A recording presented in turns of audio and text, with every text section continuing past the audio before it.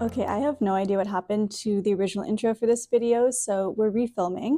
But in this project vlog, I'm going to be knitting the Tulip Loop Sweater by Other Loops. I've been really into the look of cabled knits recently, and I've never actually made one. I've only done stockinette projects. So I'm really excited to try it out for the first time with this sweater. I chose it because it looks pretty doable for a first time textured knit cabling project. There aren't too many cables, but there's just enough detail to make it look interesting. For the yarn, I had this Tynn silk mohair in this really gorgeous, vibrant cobalt blue color in my stash. I bought it for another project, but the color was just kind of wrong for the yarn that I was holding it with. So I wanted to use this up. And then I bought on sale during my local yarn store's Boxing Day sale this matching, I think it's merino wool. Yeah, it's merino wool. So I'm going to hold these together. This is the Sanda's Garn Tynn Silk Mohair in the color 6046. I think there is like another name for it that's not just numbers. If I find that, I'll put that for you. And this is the Sanda's Garn Double Sunday Petite Knit.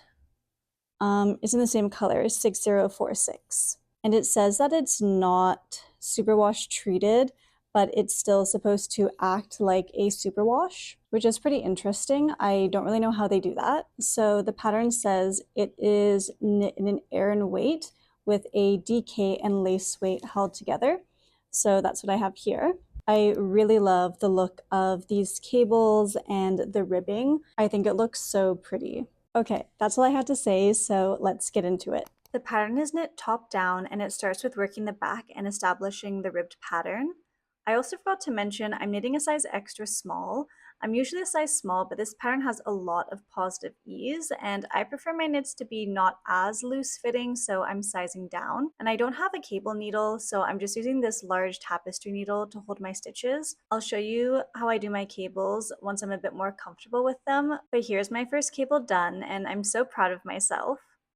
I've recently started knitting continental style, but I'm having a really hard time with purling, so I've been doing the Norwegian purl like this, and it's made it a lot easier. I've been an English thrower my whole life, but it's honestly quite annoying to do ribbing when you knit English style, so this project has a decent amount of ribbing, and it's a good one to practice my continental knitting on.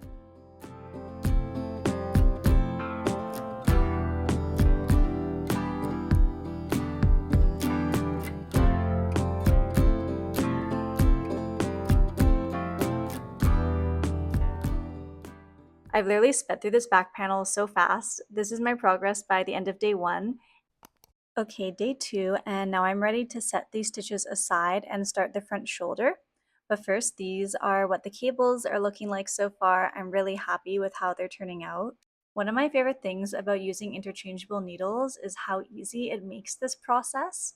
And this top-down construction, where you start with the back and set the stitches aside to work the front, is my favorite and most commonly worked construction. So being able to just set the stitches aside and screw the needle onto another cable just feels like magic. It's really the little things in life. So this pattern has specific instructions to pick up stitches in the stitch and not between them. So this is how I'm going to do that. Putting my needle right into the stitches instead of the spaces between them like you might typically do. And I imagine this is so that when you do the cable pattern on the front, it matches up perfectly with the back and looks really seamless, which is a really nice detail to specify in the pattern.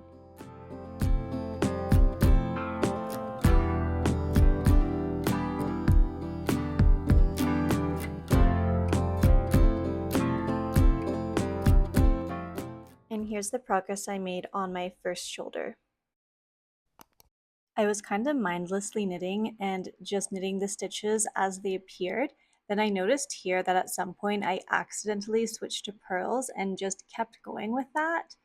I used to frog back when I made mistakes like this and it would be such a pain, but I recently learned how to tink back my work. And it looks absolutely terrifying, but I'm pretty comfortable with it now.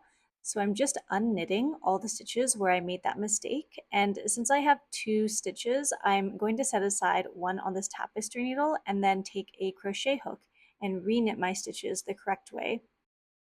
Being able to fix my mistakes like this makes me feel like I've unlocked a big knitting secret. And like, it's no secret. I know many talented knitters already know how to do this, but it's been such a big milestone in my knitting to be able to spot mistakes and then have the skills to fix them.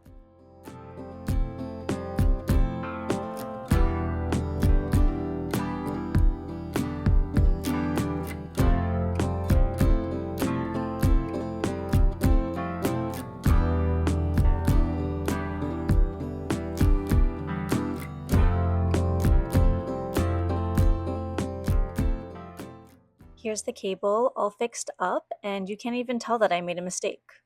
I really thought cables would be so much harder to do than they are. I thought it was like a really advanced knitting technique, and I was really surprised at how simple and intuitive it was. And granted, this is a very simple cable pattern. Actually, I would really recommend this project as a first cable knit if you've never done cables before, because the cables are big, they're not worked very often, and you don't need to do that many cables, so it's super manageable, and it's surprisingly easy to do. I do feel like there's a little bit too much fabric at the back of the neck where I did the short row shaping. It's kind of bunching up there, but I'm hoping once I block it, it will relax a bit and fit correctly. But I've gotten so much of this done in just 3 days. I feel like it's that limbo time between Christmas and New Year's where I have nothing to do but knit. And I'm 3 days in, and I'm now ready to join in the round and knit the body. I made a mistake somewhere in this triangle on the back. I forgot a decrease somewhere, but I think I'm just going to knit 2 together to get the correct stitch count and call it a day. I don't think it'll be very noticeable because it's on the back, so I think that's going to be fine.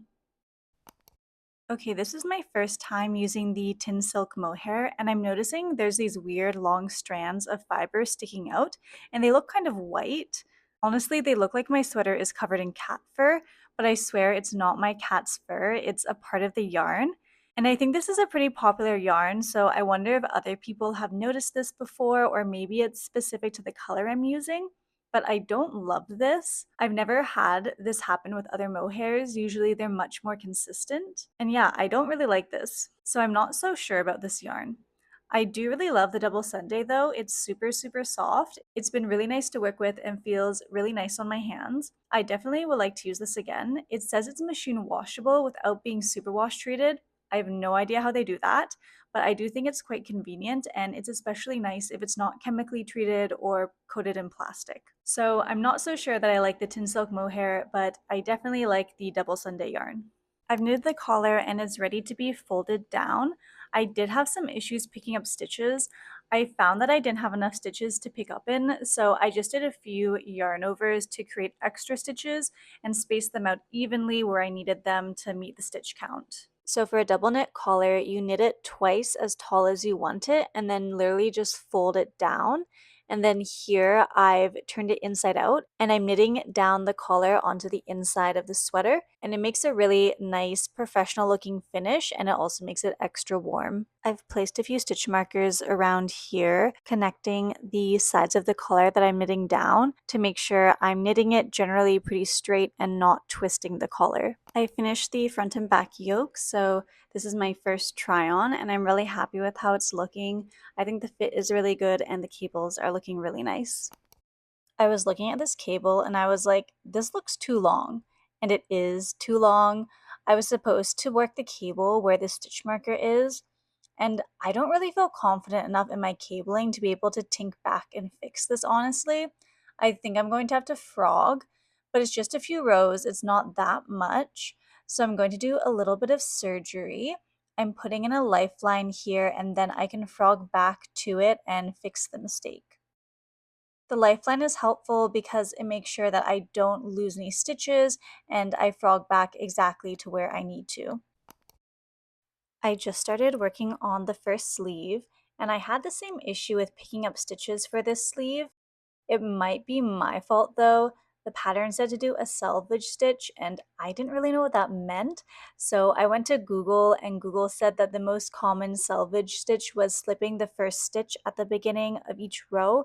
So I did that, but then I think I ended up with not enough stitches, so probably my bad.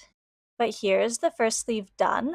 I added one extra cable because my arms are long and I feel like I'm going to need the extra length.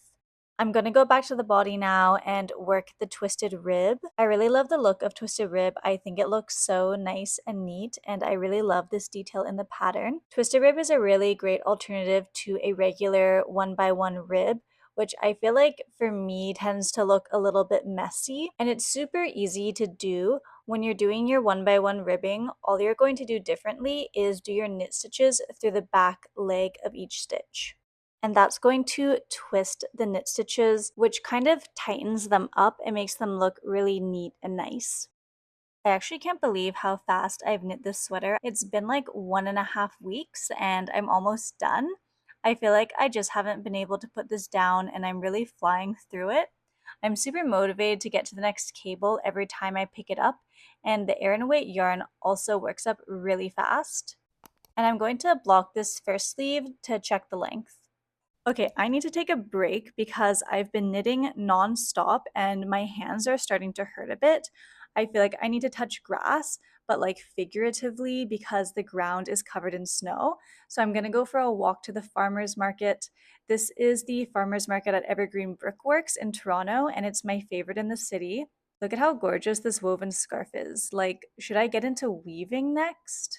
Anyways, in the summer and in the winter, it's honestly like my favorite thing to do when I need to touch grass and feel like I'm not in the city while still being in the city. It's been a hot minute. It's been like 3 months since I worked on this whip, and I was a bit worried it was going to become a perpetual whip, but I had to put this down for a bit. I think when I was working on this, I was just going like full speed, not taking any breaks, and I started to get a lot of pain in my hands, and I had to take a full week off from knitting. And once I put this down, I just never picked it back up again. But I've been seeing a lot of people post their spring knitting plans, and a lot of people have put the Tulip Loop Sweater on their knitting plans, and that kind of just inspired me to pick this back up again and finish it. So this is where I am. I finished this one sleeve, and this is the body. I just have to finish up the ribbing, but I think I'm going to do this other sleeve first, just to see how much yarn I have left over to finish the ribbing. I also, when I left off, I blocked this first sleeve, and I'm gonna try it on to see how it fits. Okay, here is the try on. I'm really happy with the length of the sleeve after blocking. I still don't love the mohair, but it's okay. I'm just telling myself it's okay. But yeah, I really like how it's fitting so far. I think the body is going to relax quite a bit after blocking. And I think the next thing I'm going to do is knit the other sleeve, and then I'll see how much yarn I have left over and how much length I can add to the body. Okay, I feel like we need to talk about healthy knitting habits because I was in some crazy knitting trance earlier. I feel like it was really the time of the year between Christmas and New Year's where I literally had nothing to do and time didn't feel real. All I did in my free time was knit. But now I'm trying to be more balanced. I'm trying to take breaks and stretch my hands and be healthy so that I can keep on knitting. Because honestly, if I got carpal tunnel or something, that would have been much more serious than needing to just take a week off of knitting. So this is your reminder, if you are knitting or crocheting while watching this, take the next 2 minutes or something, stretch your hands, take a little break. Repetitive stress injuries are not fun, so take care of yourself. This is how much of the sleeve I got done with one skein of yarn. I'm going to need to knit with a leftover skein from the body. I have about half of it left, which makes me a bit nervous that I'm going to run out of yarn.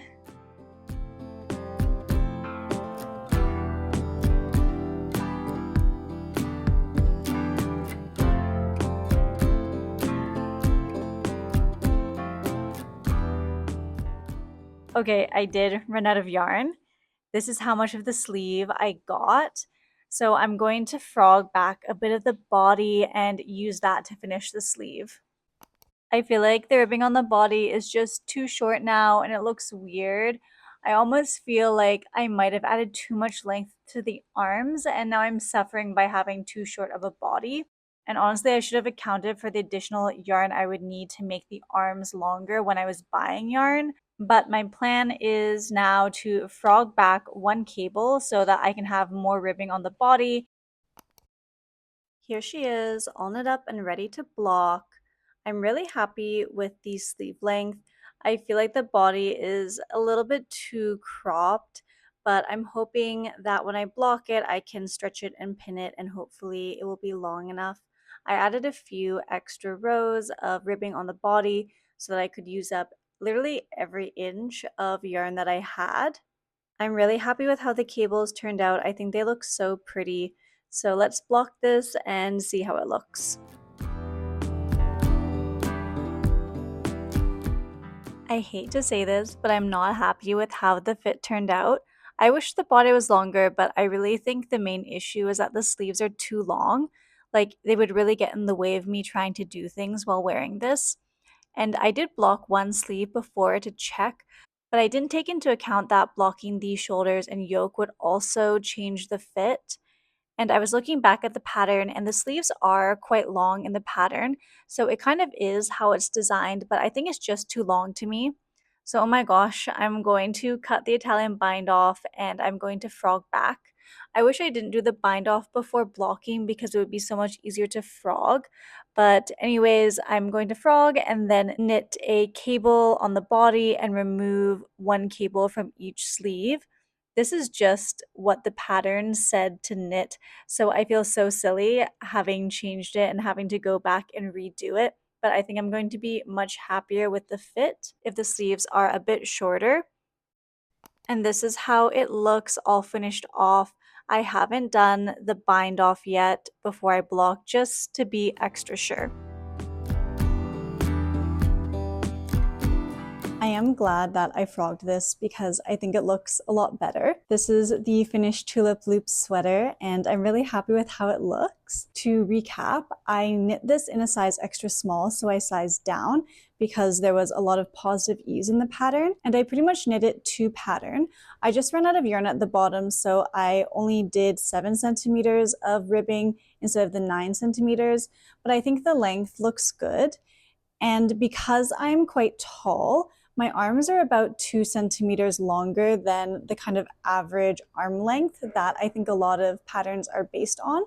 But this pattern had already quite long arms and I stretched them out a bit while I blocked. So I just knit it to the pattern specifications and this is what the length looks like. I think that looks quite good as well. This is the triangle detail on the back, and where I was worried that there might be too much short row shaping at the back, I think that blocked out pretty nicely. This is what it looks like up close. I'm really happy with how it turned out.